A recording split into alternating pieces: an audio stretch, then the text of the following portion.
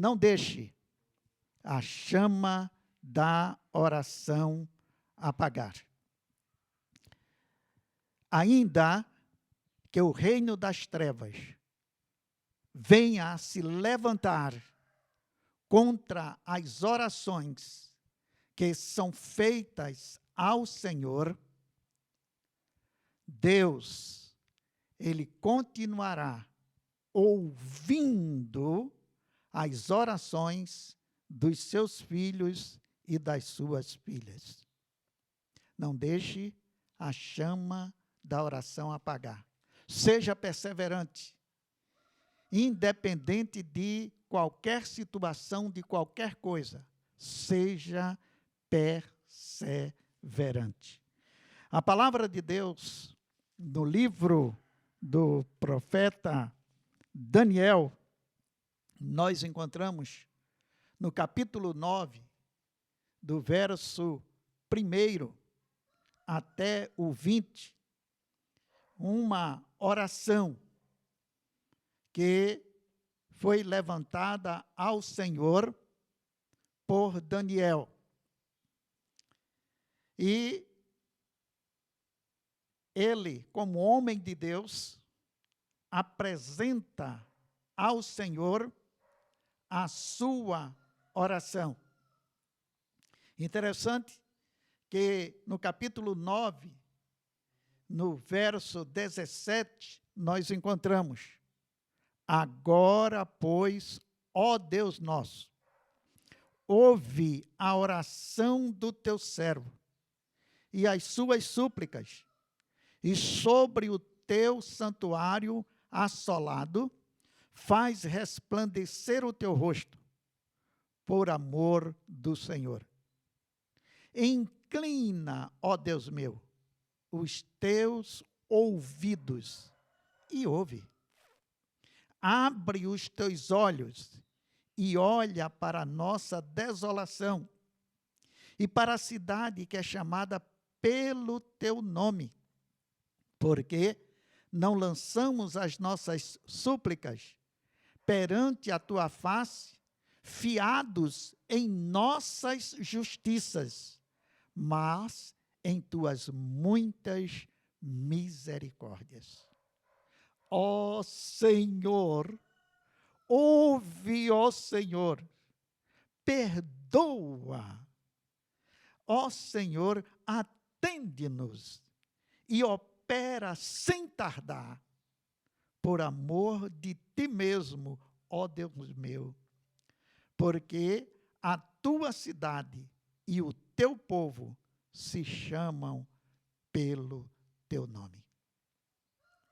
Daniel ora, apresenta a sua súplica ao Senhor, intercedendo por ele, intercedendo pela cidade de Jerusalém, intercedendo pelo povo de Deus. E nesta oração, ele confessa os seus pecados ao Senhor. Nós encontramos, mesmo no capítulo 9, do verso 5 até o verso 8, ele confessa os pecados dele e os pecados do povo. E Daniel, meus irmãos, minhas irmãs, estava tão consciente dos pecados que havia praticado, dos pecados que o povo de Deus estava envolvido, que ele, na sua oração, ele diz que estava corado de vergonha. Ele estava orando, intercedendo ao Senhor, pedindo a Deus, consciente dos seus pecados, dos pecados dele, consciente dos pecados do povo, e ele tinha vergonha. De alguma forma, ele sentia-se corar, mudar de cor, isto é, o sangue fugia da sua pele.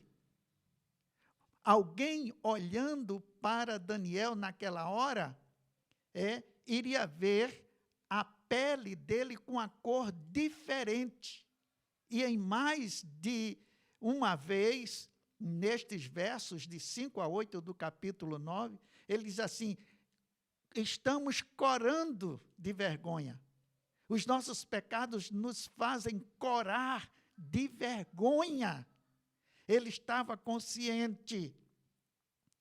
Pede ao Senhor, intercede ao Senhor, mas consciente da pecaminosidade que lhe envolvia, que envolvia o povo de Deus.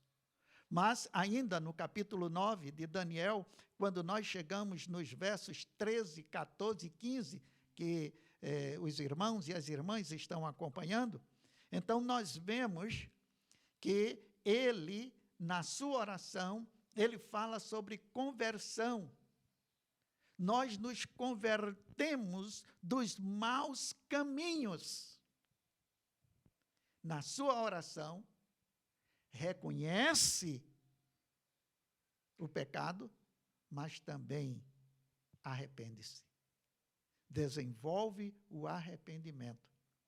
E quando eu estava meditando, a minha mente foi para o segundo livro das Crônicas, capítulo 7, verso 14. Se o meu povo, que se chama pelo meu nome. Então, ali o Senhor vai e apresenta. Se humilhar, e nesta oração, Daniel, ele confessa, arrepende-se e se humilha diante do Senhor, exatamente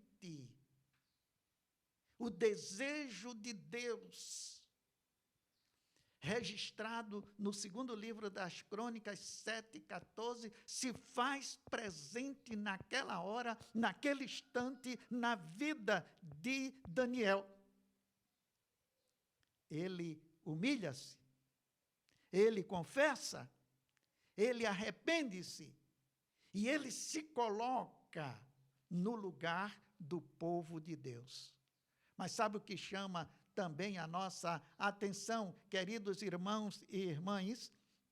É que neste capítulo 9, no verso 16, Daniel não faz referência somente aos pecados que ele havia cometido, mas ele não era salvo, era.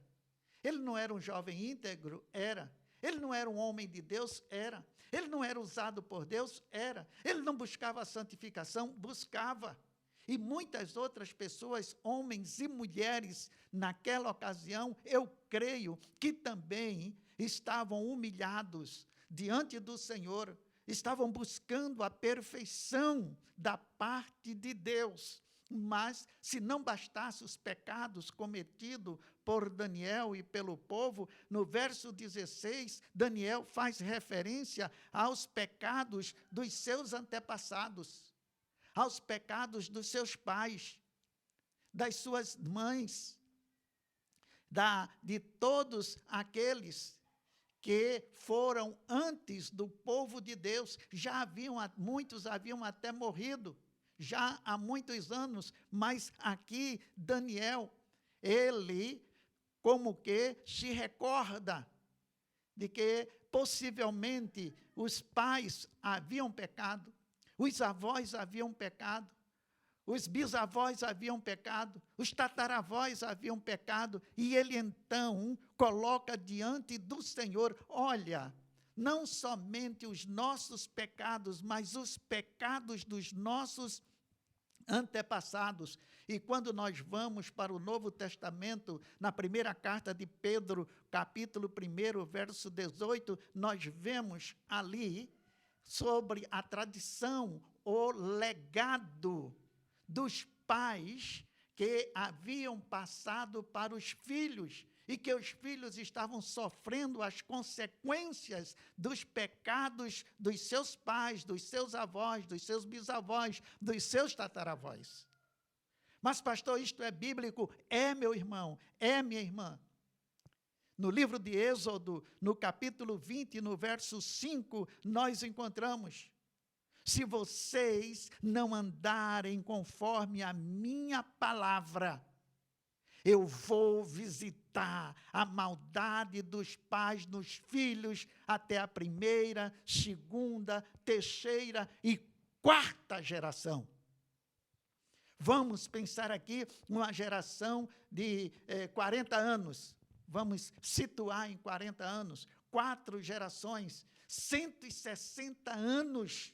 Deus estaria permitindo as consequências dos pecados daqueles antepassados na vida dos filhos, dos netos, bisnetos, tataranetos.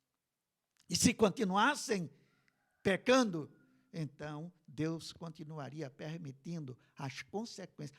Ele é ruim, ele é sádico, ele é perverso. Não! As próprias pessoas que elas desobedeceram a Deus e que estavam sofrendo as consequências da desobediência ao Senhor. Diz, Deus visita a maldade dos pais nos filhos até a 4ª geração. Êxodo, capítulo 20, versos 5. Sim, é de estarrecer, porque o pecado tem se multiplicado. Misericórdia, Senhor. Então, não é de estranhar o que tem acontecido no mundo. Não é de estranhar a maldade que está no mundo. Não é de estranhar quando de crianças a idosos, todos estão sofrendo por causa da desobediência ao Senhor nosso Deus. Ao invés do pecado arrefecer, diminuir, tem se multiplicado. A Bíblia chega a dizer que por se multiplicar a iniquidade, o pecado, o amor de muitos esfriará. Misericórdia, misericórdia, misericórdia, misericórdia.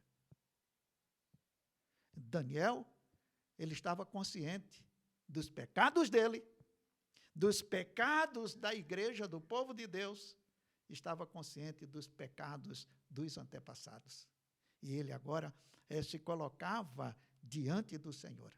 Mas quando chega no verso 19,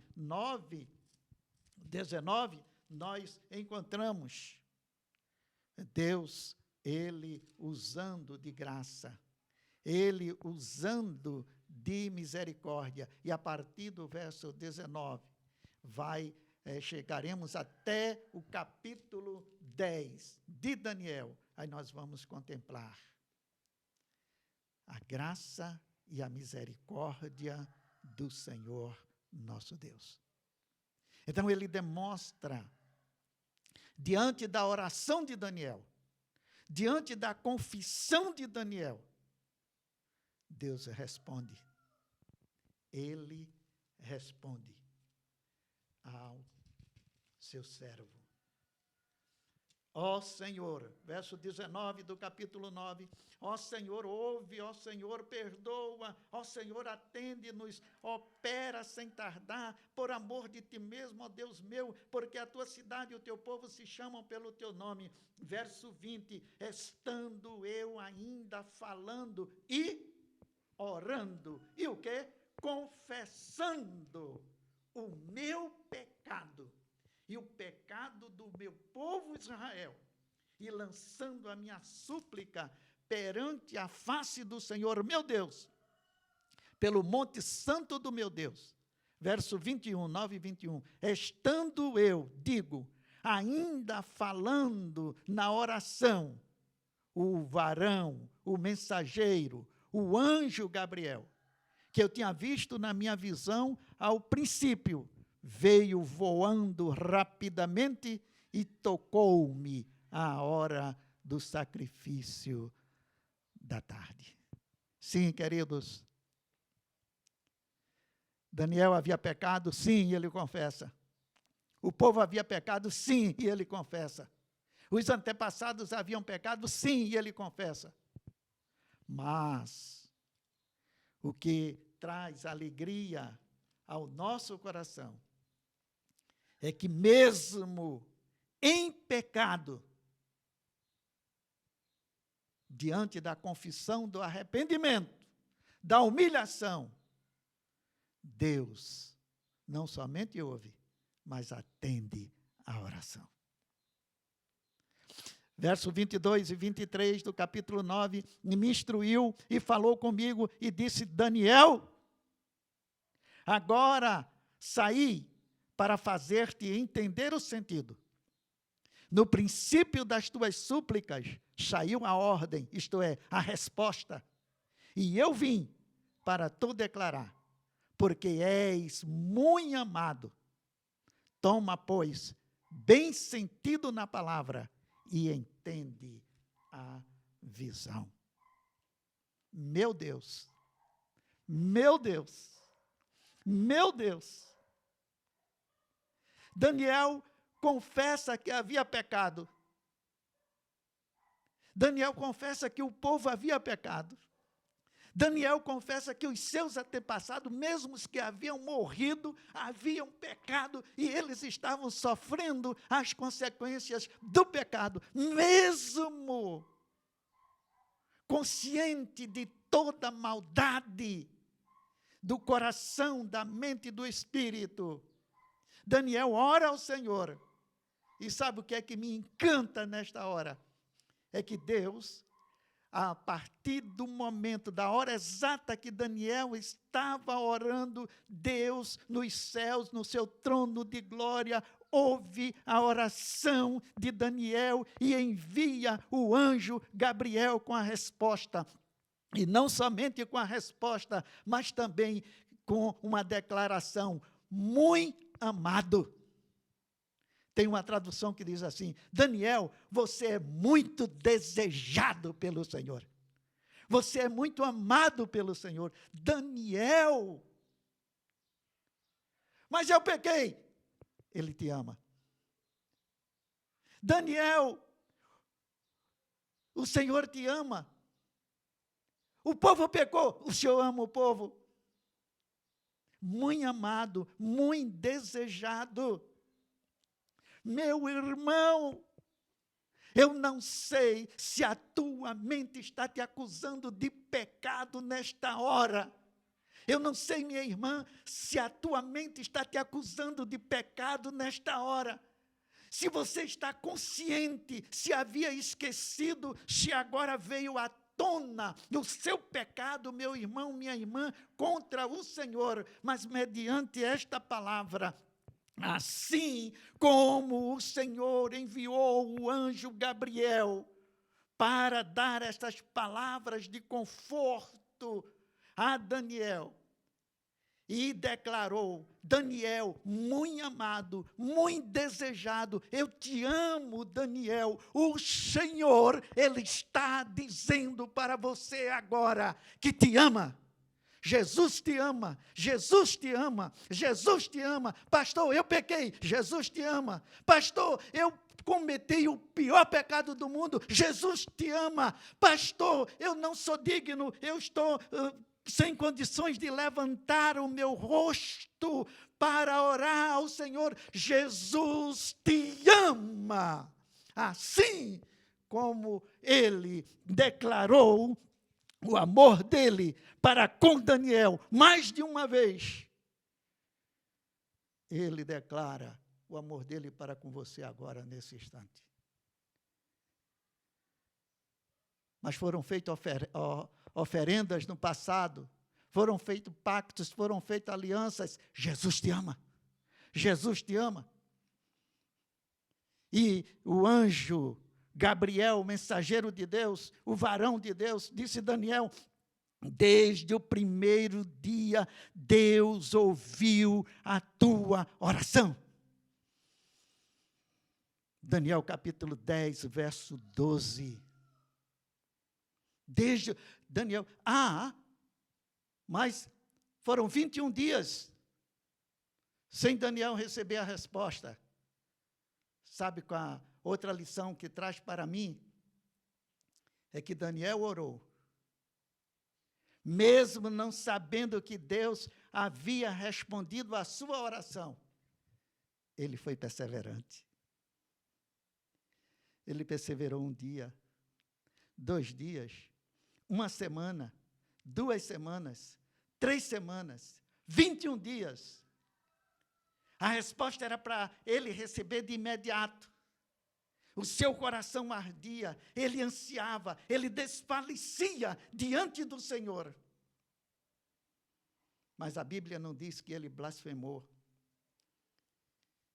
A Bíblia não diz que ele ficou com raiva de Deus. E a Bíblia nos revela que desde o primeiro dia, Deus havia ouvido, e não somente ouvido, mas respondido à oração de Daniel. O Senhor, Ele ouve a oração. O Senhor, Ele ouve a tua oração. Porque Ele te ama. Lembra-se do versículo anterior, do texto anterior? Mais de um texto tem lá, no capítulo 9, que o anjo declara: Daniel, muito amado, muito desejado, o Senhor te ama. Declare-se agora, se você quiser. Não precisa verbalizar, em espírito você pode dizer, em espírito, para você mesmo, você pode chegar e dizer: o Senhor me ama. O Senhor me ama. O Senhor me ama. O Senhor me ama. Eu pequei, mas o Senhor me ama. Eu errei, mas o Senhor me ama. Eu fiz tudo errado, mas o Senhor me ama. O Senhor te ama, mas não somente te ama, mas diz aqui o texto, Ele ouve a tua oração, Ele ouve a tua súplica.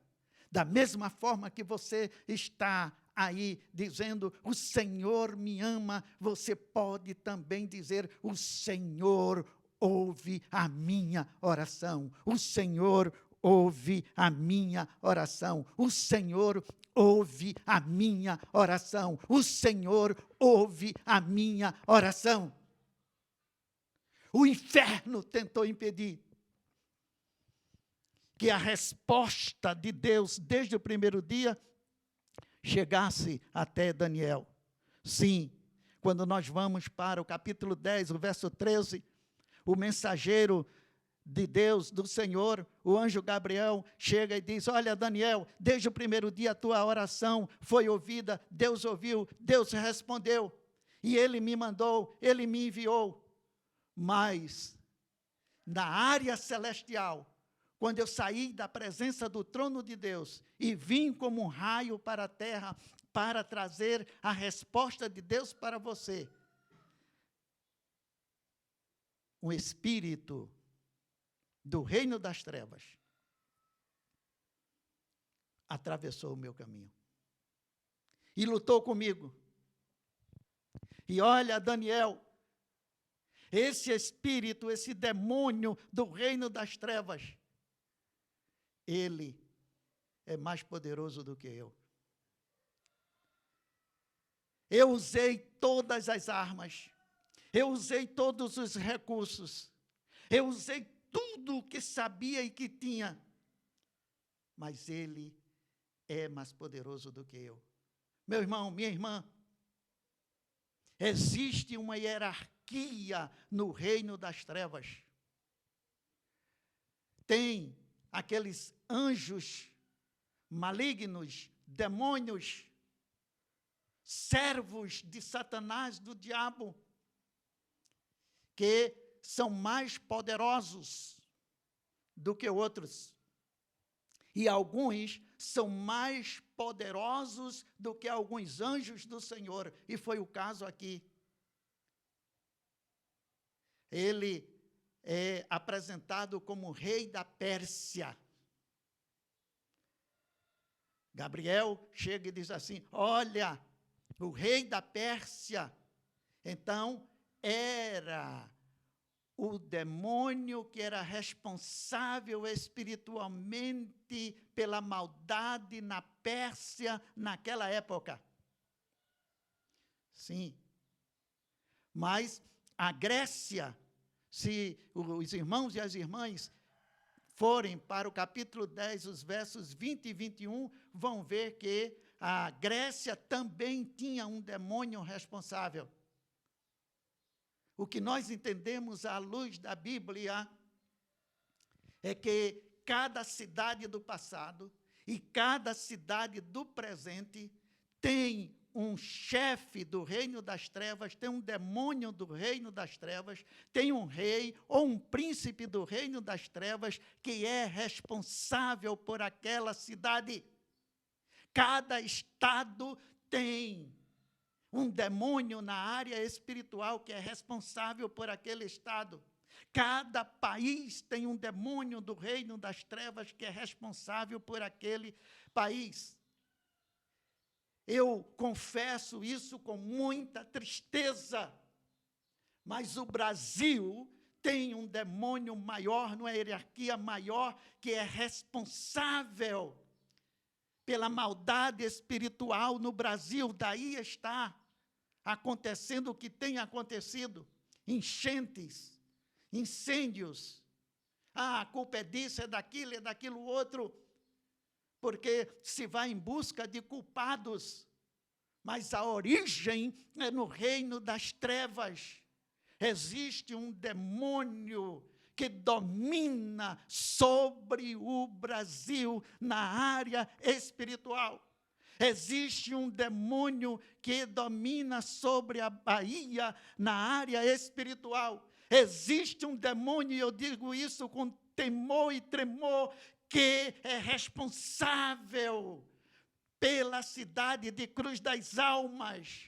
Ele é responsável, ele presta contas a Belzebu, ele presta contas a Satanás, ao diabo, ele é responsável e ele tem outros demônios que estão sob a direção dele nesta cidade, perturbando as famílias, destruindo as famílias.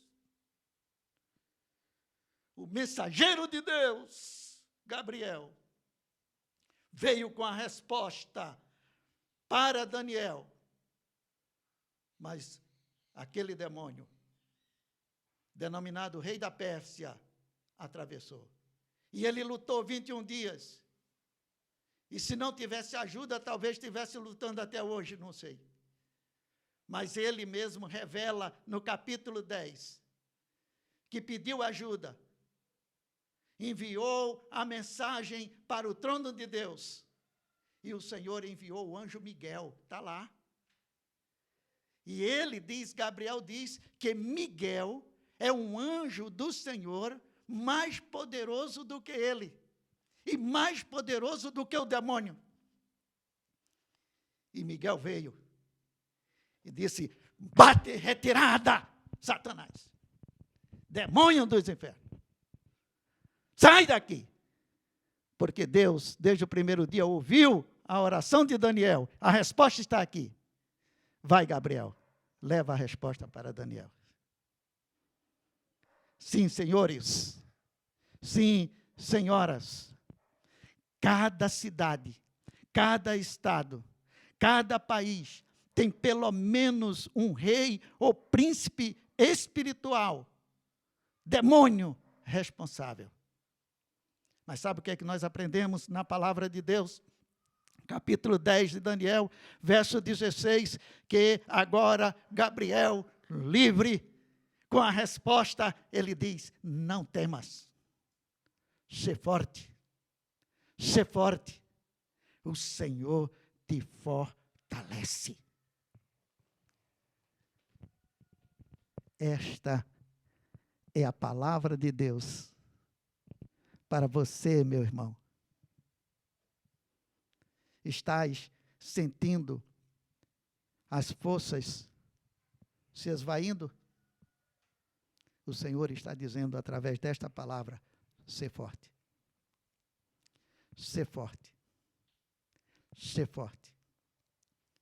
Porque o Senhor Ele te fortalece. Minha irmã, eu não sei a luta, a dificuldade, a tempestade, a aflição que está envolvendo a tua vida. Sê forte.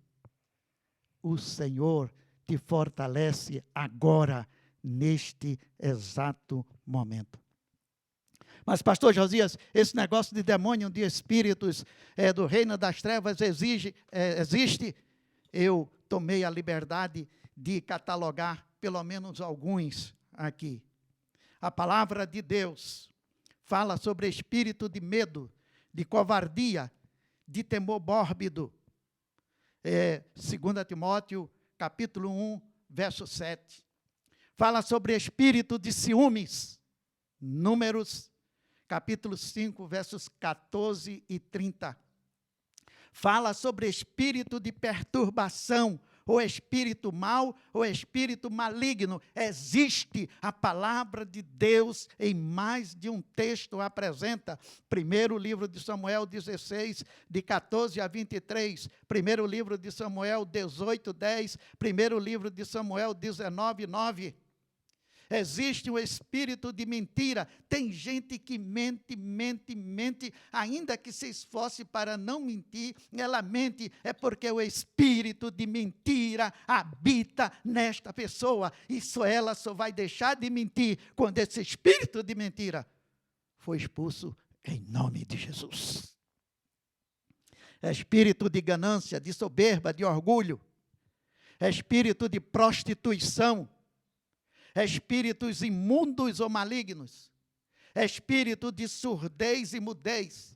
Tem muitas pessoas aí que não falam e não ouvem. Não é uma deficiência física, é uma deficiência espiritual. Porque há um espírito, há um demônio de surdez e de mudez, para que a pessoa não ouça e não fale. Estou dizendo que todo mundo e surdo é de origem maligna, não. Olha lá, viu? Mas existem algumas pessoas, espírito de mudez e surdez, espírito de enfermidade. A Bíblia registra lá em Lucas, a palavra de Deus, no capítulo 13, no verso 8, eu disse Lucas 13, verso 11. 13, verso 11 de Lucas, a Bíblia registra que uma mulher, ela vivia encurvada. O Senhor Jesus teve um encontro com aquela mulher e expulsa o espírito de enfermidade daquela mulher. Eu disse Lucas capítulo 13, verso 11. E a igreja reclama, chama a atenção de Jesus. Ele diz, tantos dias tem para essa mulher ser curada, e ela vem logo no dia de culto aqui, de adoração, vem atrapalhar o culto aqui, não tem os outros dias da semana, para que ela vem? Para esse dia aqui, atrapalhar o culto para ser curada. E Jesus disse, há 18 anos, essa mulher é presa por um espírito maligno, por um espírito mau, por um espírito de enfermidade. Sai, Satanás! E a mulher, ela alcança a cura e volta com seu corpo totalmente ao normal. Espírito de adivinhação, espírito de escravidão, espírito de entorpecimento, espírito do mundo, espírito do anticristo, espírito do erro, espíritos imundos e demônios que fazem milagres. Muitos milagres estão sendo realizados aí e não são realizados por Deus, são realizados por demônios. São realizados por demônios, espíritos de demônios que fazem milagres. Pasmem, se for o caso, mas a Bíblia diz em Apocalipse, capítulo 18, verso 2, que existe um lugar que é covil e antro, morada de demônios. Aqui na terra.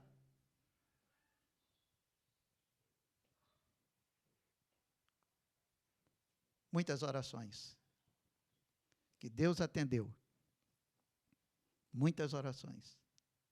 Deus atendeu na hora, mas o reino das trevas colocou impedimento. Pastor, E agora? A igreja, mais do que nunca, precisa do dom de discernimento de espírito. Algumas atuações no meio da igreja são atuações humanas, do próprio homem, da própria mulher, é a carne. Nem é de Deus, nem é de Satanás. É a pessoa que é ruim mesmo, é perversa, é má, está na igreja, é batizada. Está lá fazendo isso, aquilo e aquilo outro. Desenvolve o trabalho. Mas não é Deus nem Satanás. É o próprio espírito humano da própria pessoa. Outras vezes está na igreja, mas desenvolve uma ação maligna. Se deixa ser usado por Satanás. Mas, glória a Deus, que a maioria das vezes, a atuação dos servos e das servas do Senhor na igreja é pela ação e poder do Espírito de Deus. Pastor, diante de tudo isto, e agora? O que é que nós fazemos?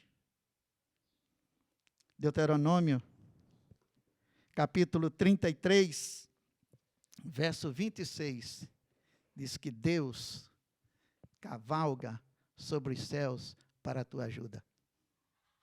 Deus está vindo a galope para a tua ajuda. Deus está cavalgando sobre os céus para a tua ajuda. Confia no Senhor, agora. Porque também a palavra de Deus, na primeira carta de João, capítulo 3, verso 8, diz que Jesus, ele veio desfazer todas as obras do diabo.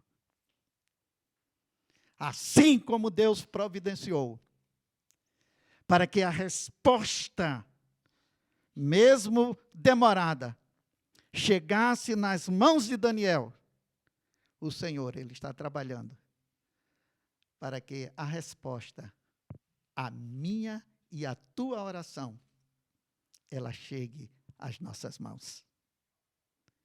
Porque, acima de tudo, vencendo, vem Jesus. Não deixe a chama da oração apagar. Ainda que o inferno se levante, não deixe a chama da oração apagar. Porque vencendo, vem Jesus. Que Ele mesmo nos abençoe.